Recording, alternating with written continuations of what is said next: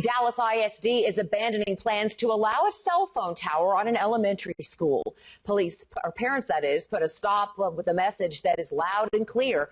Jennifer Lindgren is live in Lakewood with this story. Jennifer. Yeah, parents came out to this meeting tonight loaded with questions for DISD and Verizon, and the plans to put a cell phone antenna on top of school kids' heads didn't make it far off the ground.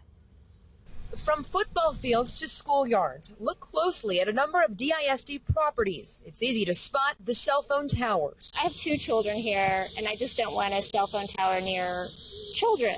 Julie Graves is one of about 50 moms and dads who voiced objection to Lakewood Elementary School being the next home for this kind of equipment. Unlike these towers on other campuses, Verizon proposed hiding the antenna behind a facade built around the building's smokestack. But looks, it's about radiation exposure and brains and development. Were not the concern here. It's just the unknown kind of health concerns. I think that was probably the biggest one that was voiced. They mentioned chimney sweeps and birds and, quite frankly, just the safety of the kids. Chris Halverson says the proposal caught a lot of families off guard. Lakewood, in general, they do look out for the kids. They are interested in improving the schools. Even though DISD probably wants the same thing, they probably should go about it a little differently. For DISD, the benefit is money. Contracts with cell phone providers on 17 other properties bring in around $400,000 a year. Any revenue that you can use to support educational achievement is important. But at this school, the power of parents had the final word. And there was a large majority who did not want a cell phone tower, and the guy said, fine, it's done with, and he left. Yeah, normally this would have gone through a couple layers of DISD leadership before they decided if it was going to happen, but a district representative here tonight walked out after the discussion and said it's done. It's not going to happen here. And a Verizon representative told us that of all the presentations she's made on this matter, it's never ended like this before. Reporting live in Lakewood, Jennifer Lindgren, CBS 11 News.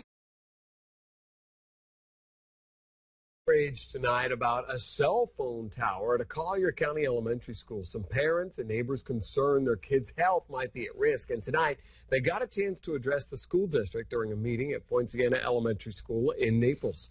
4 in the Corner's Katie Jones has the latest.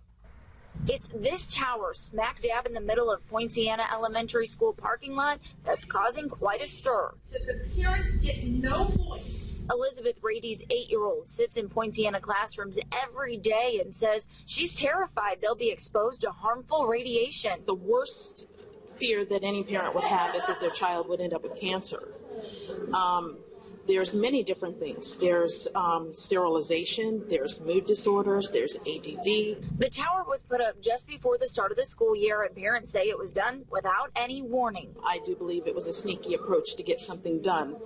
And when you don't want to expose the truth, then you run from it. But Collier County Schools Director of Support Services says parents and neighbors had a chance to speak up when the tower was first brought up in 2011 and when the land was leased in 2012. He says it'll benefit the district and surrounding areas. Better communications really for everybody in the community. If there's an accident out here and somebody wants to call 911 from their cell phone, they're going to have better coverage. I asked the district about student and neighbor safety. Do you think they're in danger? No, I don't. And since the FCC deemed towers safe, they say there's no reason to believe there's any health hazard. But parents say they don't want to take any chances and aren't giving up until the tower comes down. They have probably got one of the biggest fights in their life. And I can guarantee that 5 years from now, the same people won't be sitting on the bench. Katie Jones, Fox 4, in your corner. Now, the school district does currently have a contract with the cell phone company Sprint, but says it's going to review parent and neighbors' concerns and then figure out where to go from there. In the meantime, we want to hear from you on this one. What do you think about the cell phone towers being near the school? You can voice your view right now when you call us or text us at 239-206-FOX4 or email us at news@fox4now.com.